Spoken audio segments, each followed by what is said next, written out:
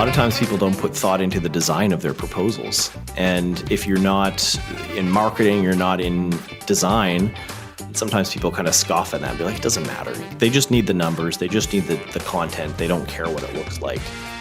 But it does make a big difference. And if design and branding didn't make a difference, then, Apple packaging would look like shit.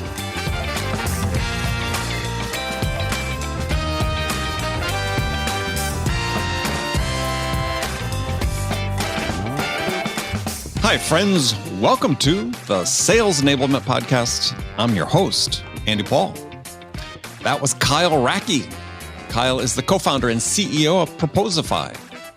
And in our conversation today, we're talking about the importance of proposals and why Kyle believes that proposals are the single most important stage of the selling process.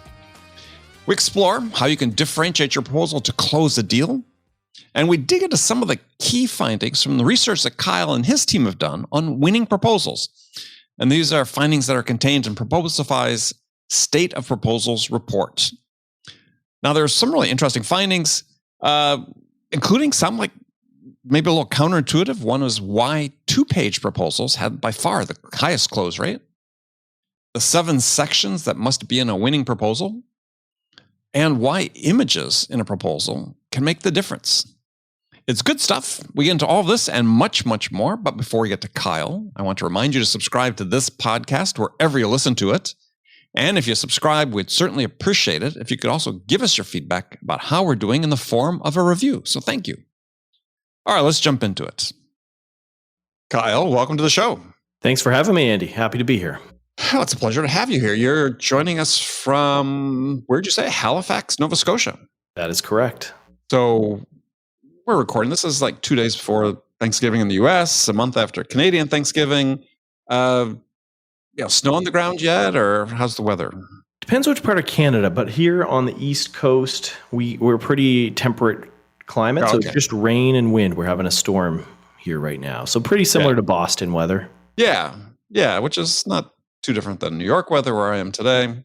Yeah, I think we're getting some storm activity a little bit later today. So, well, tell us a bit about you and Proposify. I mean, how did somebody with a background in design end up starting a tech company for proposals? Well, it makes a lot more sense when you hear it actually than it does on first glance. But I'm a designer by trade. That's what I'd gone to school for back in the early 2000s.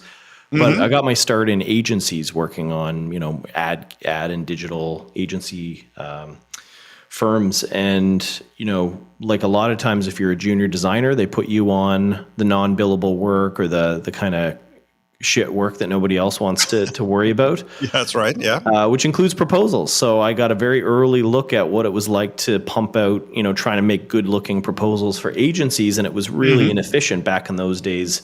We didn't have Dropbox. We didn't have a lot of the tools we use today. So it was hunting around for case studies on CDs and pulling the files out and, getting Word docs from account managers to flow into InDesign. And it was just a really horrible process. And I just thought, wow, there should be like Basecamp for proposals. And that was just the seed of an idea back in, I think, 2006. And then fast forward several years later, I went out on my own, started my own digital agency, partnered up with a colleague I had worked with at a past one. And we ran that business for 5 years before sort of dabbling in the software as a service space. And one of the winning ideas that we experimented with was proposal software. So that sort of led us to launch, go out and launch it as its standalone company. Yeah. So fill us in, and if people aren't familiar with Proposify, fill us in on what the product does. So we are a company that helps essentially sales teams that struggle with getting proposals out on time, getting consistency into the terms, pricing, branding. That's something that a lot of sales teams often struggle with. Is just it's a bit a chaos, and more so as the sales team grows. Managers often don't know what's going out. Has the client opened these proposals or these contracts? Where are we at with this, with the closing process, the signatures? We're essentially a product that streamlines all that, and we now serve over 10,000 customers worldwide. Very nice. Very nice. So, yeah, in your material, you call proposals the most important stage of your sales process, and it sort of made me pause and think: is it really the most important stage? Well, I mean, I think we expand the term proposals to really just mean the closing process. So that for some people, that's an agreement, a contract, but usually there's some kind of a document that formalizes what is the prospect agreeing to, what are the terms, how much is it, what are they really buying, and I think we believe that it's the most important stage because you've invested so much up front to acquire that lead and that prospect and to qualify them and bring them through the sales funnel. And so if you're getting towards the end stage of an opportunity and you're not closing it, and statistically, depending on the industry, 30% close rate is pretty industry standard between opportunity and close. We think That's horrible. We think teams can do a lot better than that. Yeah, they absolutely can. But yes, but anyway, sorry, didn't mean to digress. I just had to blurt that out because I can't. Yeah, I have a hard time with companies that accept win rates that low. But anyway, go ahead. 100%, and so that's why we say it's the most important stage because you've already spent the money on that prospect. So if you can do anything to close that lead, to bring them through to whether it's handling objections, it's not just in the proposal, it's in the entire closing process. How do you move them from that, hey, we're seriously considering this, we're comparing you with some competitors in your space, to a signed contract?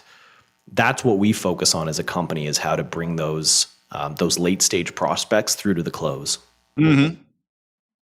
Yeah, I mean, the reason I think about it is just that it caused a couple thoughts. One is it is obviously, it's undisputably, it's a very important part of the whole process. But for me, I always look at the most important ones as being the initial steps, because if you don't get by those, you never get to the end step. So first things first in my book, right? If we don't connect, we can't build trust, our credibility, really understand what's most important to the buyer. Hey, we're never going to get to the proposal stage. Or if we do, we won't be considered seriously. And I guess the other thought was, if you get to that proposal stage, this is sort of a philosophical thing too, as well. It's just, are you still really selling at that stage? Or is it, and you said, do you surface objections and so on? It's like, from my experience, have been if I've got a proposal out there and the customer is raising new questions, then I always look at that as like a real, not an opportunity, but a warning flag that, I sort of messed up early on, because that's really something, in my mind, my experiences, shouldn't be a lot of new questions pop up once you get that proposal in front of the buyer. You're right. I mean, there's a lot there. I think we can unpack that a little bit. So I'm not arguing against qualification, or that we should just let everything into the sales cycle and close it all at the end. I think you're 100% right. Is how you deal with qualification in the early stage is going to dictate whether or not you close it at the end. And certainly if you're just sending out a proposal to every Tom, Dick, and Harry who asks for one, you're going to have a pretty low close rate, because the prospect should earn the proposal. They should get to the stage where they should get a proposal. Mm-hmm. But there's also something to be said about the speed at which you can get these documents out the door. And I think there's a balance. Agree 100%. Go ahead. So sorry, what I've encountered in the agency space is 2-week turnaround time on proposals. If somebody reaches out, they say, hey, get us your requirements. We'll reach back out and then expect a proposal in 2 weeks. And it's almost like these agencies, and I'm sure they're not alone, and a lot of other industries are the same. There's a buyer psychology there. When the prospect is focused on this problem, I need this problem solved, and they're going out and they're inquiring, you have a certain amount of time to get them further down the process. Letting them go cold is one of the easiest ways, or the quickest ways, to just completely lose the opportunity.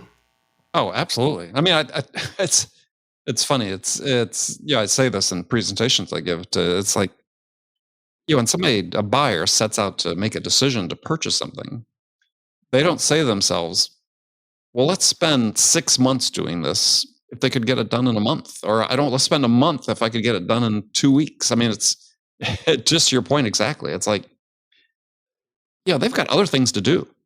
And I think you talk about knowledgeably, clearly it happens all the time. Is I've seen it where companies insert this gap, as you talk about, sort of let the prospect go cold when they're ready to make a decision. And then gives them a chance to sit back and say, well, maybe we can defer this for 6 months. Yeah, and sometimes it's that they're trying to put too much in the proposal. They're trying to a lot of this happens in the agency space. It's like spec work, putting sort of concepts in proposals, which I wouldn't recommend. But then, you've also got the tire kickers and the people who they send their assistant or somebody who doesn't have buying power to go out and ask for proposals just to compare pricing. And I got off the phone with one of those last week because I still dabble in a bit of sales myself. And those are the people you want to give them enough that they can go back to their boss, but you're not giving them a proposal because they're the wrong person to be talking to. Yeah. Well, I mean, do you distinguish between a quote and a proposal?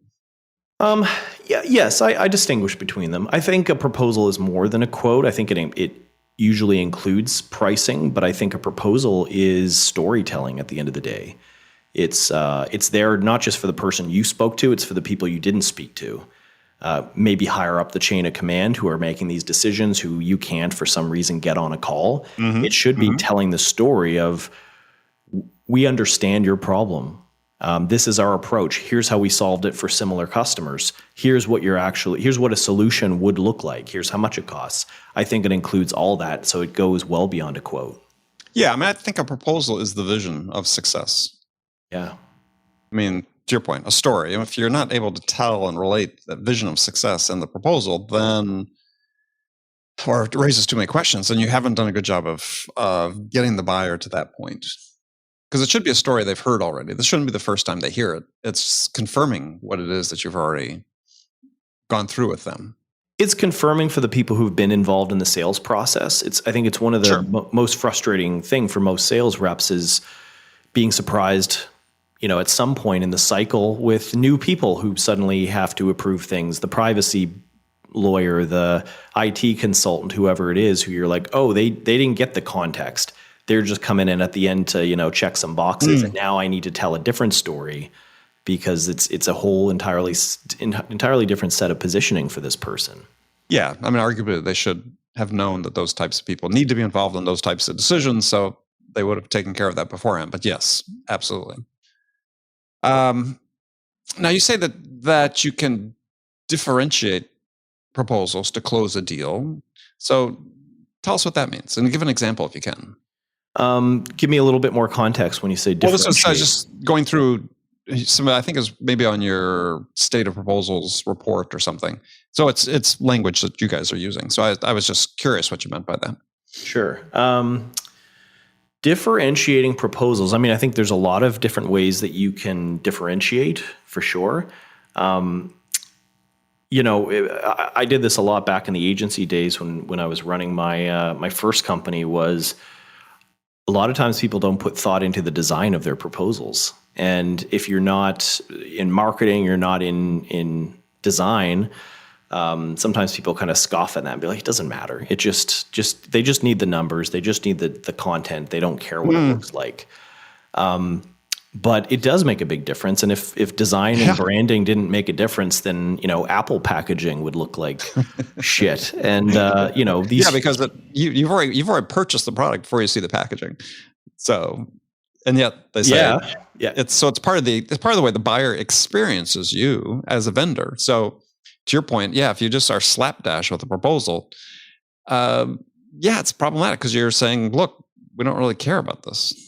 Well, if the amount of work that marketing teams put into landing pages and everything higher up in the funnel that a buyer might see before they get to the sales cycle, even pitch decks, once you're in a sales cycle, you're seeing maybe demo decks or these kind of things. And then you get to the proposal stage. And a lot of times that's the overlooked, stepchild that nobody cares about. Because they're like, marketing doesn't have time to design these. Sales, they don't care. They're just, slapping something together. And so that's where I see a big opportunity. I think there's other ways to differentiate a proposal, the content, the pricing, how you package the pricing. That's a huge factor as well. But, one of the stats from our State of Proposals guide finds that even just including images in the proposal will offer a lift in conversion. Statistically, they close at a higher rate if you put some effort into the visual presentation. Yeah, I saw that as one of the key findings. And it's like, in this day and age, it's like, well, of course, right? I mean, it's there's no excuse given all the tools that exist, including Proposify and others, if even people are doing it more by hand. Yeah, it's one of the ways that the customer, I said, experiences the brand of you. And yeah, if you don't think it makes a difference, to your point, what you saw in your State of the Proposals report, it does. And it's common sense, but not always so common. A lot of times these things are just considered a commodity, and hey, they just care about I've had people tell me, oh, we don't even send proposals, we just email the numbers over email. If it works for you, great. Yeah, I mean, there's something to be said for that. I mean, and I sort of lean a little bit that direction myself. I mean, obviously part of it's tied to the dollar value of the opportunity. I mean, if it's, a 7 or 8 figure deal, then yeah, you're going to honor the buyer and respect them by putting work into a proposal. But by the same token, sometimes with less expensive deals, you've got everything ironed out. Maybe you have more standard contract terms. Sometimes, pricing is enough because you've touched all the decision makers or all the stakeholders, and they don't really want to spend the time, reviewing in-depth proposals. They've sort of made their decision. Give me something I can sort of finalize. Yeah, and if it works for people to do that, especially if there's not a lot of competition in the deal cycle, I think that's the thing. But once you start getting into multiple stakeholders, maybe people who haven't been involved. I mean, we touched on that earlier. It was like, you always have to multi-thread your deals and understand the buyer process. But a lot of times prospects just don't tell you, or they don't know themselves. They've never bought something like this before. So they'll say, no, I'm the one who makes the decision.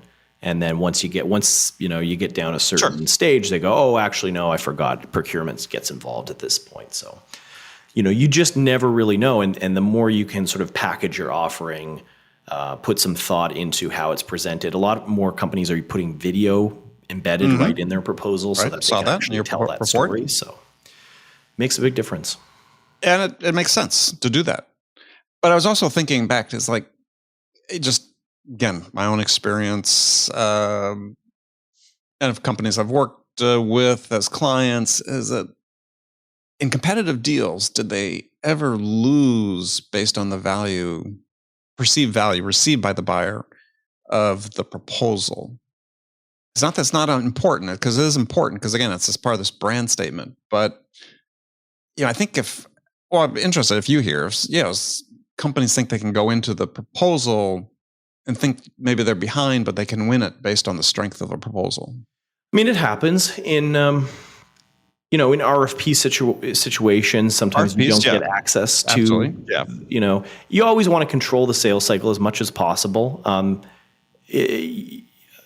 Especially in the agency world, it's like you should almost never just send a proposal through. That's a mistake that a lot of these companies make, is they talk to somebody and they say, okay, here's when you can expect the proposal, and they just email it, when really it should be a meeting. They should walk them through it. They should present it and capture any of those, those objections or that confusion on the call while they can still field them, instead of, the client being quietly confused and they never surface those objections. So you have to control as much of the sales process as you can. I don't think a proposal standalone is necessarily going to make or break the deal cycle, but I think it's a huge factor. Yeah, I mean, I think it can be, and certainly in the RFP type scenarios, and I've spent years in that.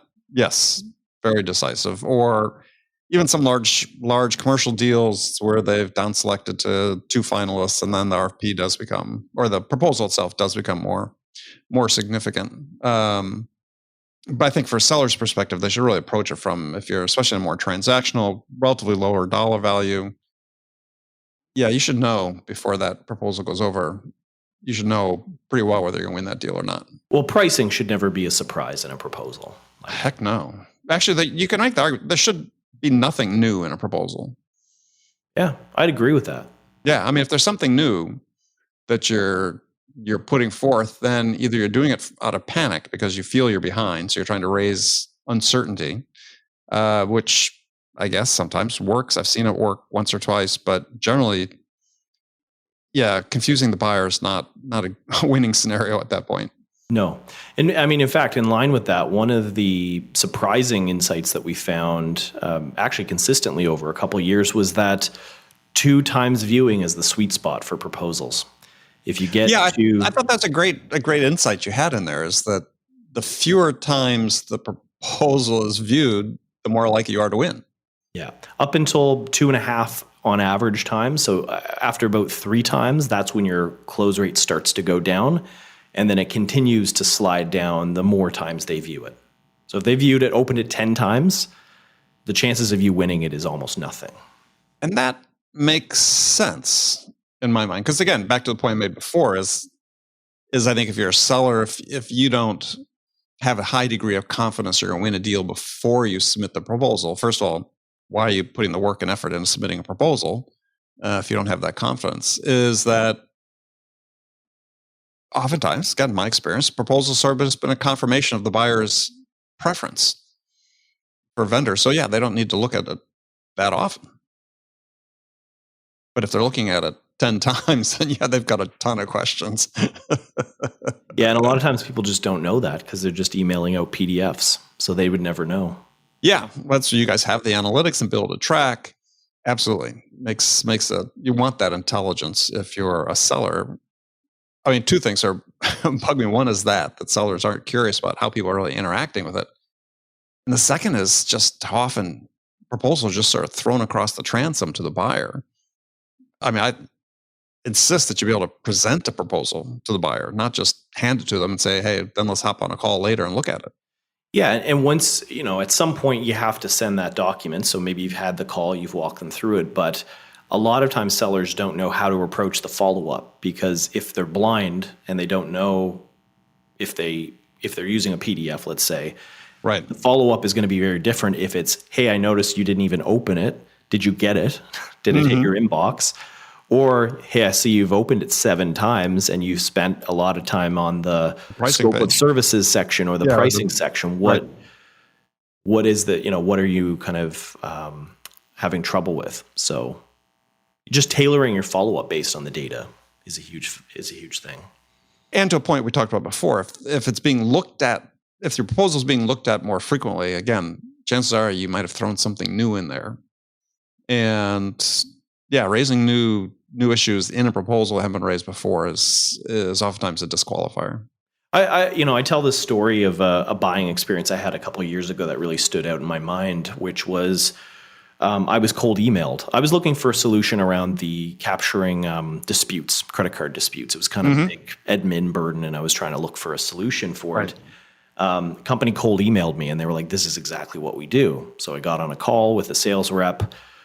He kind of pitched me, told me what they do. It's very automated, basically took away all my pain. So my next question was, how do we get started? What are the next steps? I'm hot. I'm ready to buy. And he says, okay, well, I don't do the proposals myself. The accounting department does. So we're going to send you something, hopefully next week. And so we hung up. A week goes by. I don't see anything. This problem's still keeping me up at night. It was supposed to be Alice in accounting. Where's Alice from accounting? I'm not seeing any documents. I want to get this going. So I follow up with the rep. Hey, is this coming through? He says, let me check with Alice, see what's going on. About a day or 2 later, I finally get a DocuSign in my inbox from a name I didn't recognize. Right. And then I open it up and it's all small print and legalese and tons of check boxes I need to go through. Exactly. And so I literally just sit on it. And now the sales rep is following up with me. Hey, did you get it?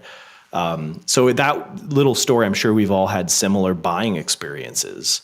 And I think it just goes to show what is common sense to us. There's a lot of companies with completely broken sales processes. Mm-hmm.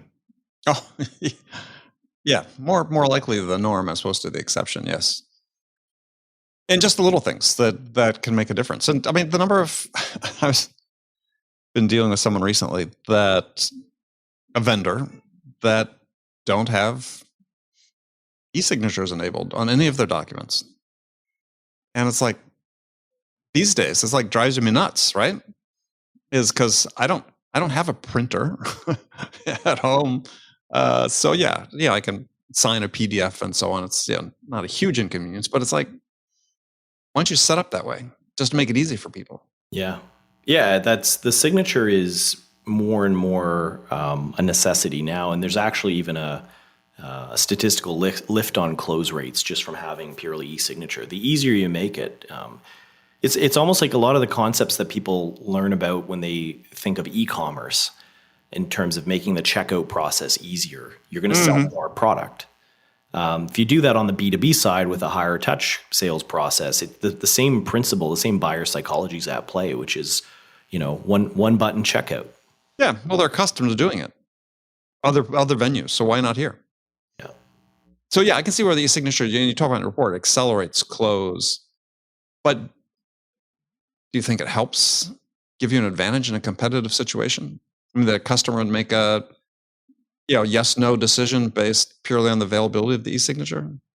I mean, consumer psychology is a very, very interesting field of research, because a lot of times what is not necessarily common sense is true. Like, for instance, the choice paralysis thing, right? Like a lot of times people think, hey, if I give you more options, you're more likely to buy. The jam, the infamous jam jar research study kind of disproved that if you offer six flavors of jam versus 24, you'll get, two. I don't have the numbers in front of me, but a massive increase in purchase. So there's all these little things at play here. And I mean, I can think just anecdotally of many times when it came down to, say, one or two competing providers, the one who made it the easiest got my business. The ones who made it, who made you print and sign or fax over the signature, the one who has the signature button right there in the document. If all else is equal, you'll go with what's easier. Well, absolutely. And I think that's the point I was driving at considering how often in certain tech spaces or even non-tech spaces, there's very little, air between you and a competitor. If you create friction in the process, the customer will go with the option in relatively, commodity type environments. They'll go with the choice that doesn't add friction. And I mean, very few companies will actually consider themselves a commodity. Even if you sell nails, you're still going to say, but our nails are the best. Our nails, right? Yes. And agencies is one example of it's sometimes a commodity business, but every agency believes that they do it the best. They have the best ideas. They're the most creative, what have you. And buyers don't care. They're not going with what they think is the best. We had a client, many years ago, but I always found it very interesting, back to the idea of like getting it out faster, getting the proposal out faster, was one of our customers were kind of emailed me really proud that they beat out Gary Vaynerchuk's agency, VaynerMedia, at a deal. And it was because they got the proposal to the client faster. They said, like, the client, basically, VaynerMedia was going to be a couple weeks. Our client said, here you go, here's how much it is, got the proposal in their hands within half an hour before the decision maker had to go on vacation. And they were like, great, you got the business. Precisely. And I write about this in my new book that I just announced yesterday, Sell Without Selling Out, available for pre-order now. I get to plug on my own show. It's this idea. And Herbert Simon, Nobel Prize winner, wrote about this. Barry Schwartz, who you referenced him with the Paradox of Choice, his book, is that when people are making decisions, most people, what they do is they research until they find something that satisfies the requirements and suffices to enable them to achieve their desired outcomes. And when they find that, they stop and make a decision. Calls that a satisficed choice, conjoining of the two words. And that's just what you described, right? I mean, the buyer clearly, even though Vayner, on the surface, you might think, oh, gosh, they've got a much better value proposition than maybe a small local agency. It didn't matter if the buyer didn't perceive it that way. And so if you made it easy for them to do business with solutions that they thought were basically the same, they'd make what is really a rational choice to say, this satisfies my requirements, suffices to hit my desired outcomes. We're going to go with it. Yeah. And in some cases, depending on what the problem is, they might buy nothing. If they don't find any vendor makes it easy for them, I think buyers are always subconsciously trying to put off or delay the decision at all costs. They'd rather stick with the status quo than implement change. And that's usually, I think, what a seller is ultimately doing, is helping the buyer get out of their own way in making a decision. Yeah, I think in some instances that's true. I mean, I don't subscribe to that as a blanket thing, I think, but yeah, to some degree, for sure. Yeah. So last thing I wanted to ask, because this is really sort of an interesting sort of conundrum as I was reading the report, is you're saying that one of your key findings is the shorter the proposal, the better. When I looked at the graph, the real winners are like the 2 and 3 page proposals. But then you sort of follow it by saying there are 7 must-have sections in the proposal. So I was trying to say, okay, well, how do I square that circle if there's, the 2 and 3 page proposals are the ones that really convert at a much higher rate, yet we need to have these 7 sections in there. So right. I just wanted to ask you about that. I mean, I think like anything, there's every deal cycle is different, every company, industry is different. I mean, I guess if I had to square that, I could say that your proposal could be 2 or 3 pages, but still answer these 6 or 7 sections about, introduce that you understand the problem. This is our approach. We have a solution. Here's what it includes. Here's the investment. And these are kind of the next steps. So I think you could probably summarize that. But again, I mean, we have customers who, it's industry standard for them to have a 60-page proposal, and it has to include all these things. So it's very hard to make blanket statements about everything. But yeah, generally speaking, the more concise, the more simple, the more likely you'll close it, because you won't confuse buyers. Yeah, and I think you look at to your point, is you look at your proposal as a concise vision statement for the buyer of what they're going to achieve by investing in your solution, and what the price is. And if you can do that, you've really sort of covered, if you've done a good job, you've covered the detail that might normally go in a proposal prior to giving the proposal. And the proposal becomes this, as easy and frictionless way to get the customer to sign and say, yeah, let's do this. It's true. Very cool. All right, Kyle. Well, thank you so much for joining me. Thanks for having me. If people want to learn more about Proposify, where should they go to do that? Well, the website is proposify.com, proposify.com. They can check out the product. We have a free trial and actually a free account if people want to play with it. And they can also check out the State of Proposals guide. You pretty much just Google that, and there's a landing page there. You can download the guide and check out some of these stats yourself. Yeah, no, it's very useful to go through that. And I really like the vibe on your website. It's kind of cool. You guys do a good job with that. I enjoyed. So, all right, Kyle, thank you so much. Thank you, and congrats on the book. Oh, thank you very much. Okay, friends, that's it for this episode. First of all, I want to thank you for taking the time to listen. I'm so grateful for your support of the show. And I want to thank my guest, Kyle Racki, for sharing his insights with us today. If you enjoyed this episode, please subscribe to this podcast, Sales Enablement with Andy Paul, on iTunes, Spotify, or wherever you listen to podcasts. And thank you for your help with that. And as always, thank you so much for investing your time with me today. Until next time, I'm your host, Andy Paul. Good selling, everyone.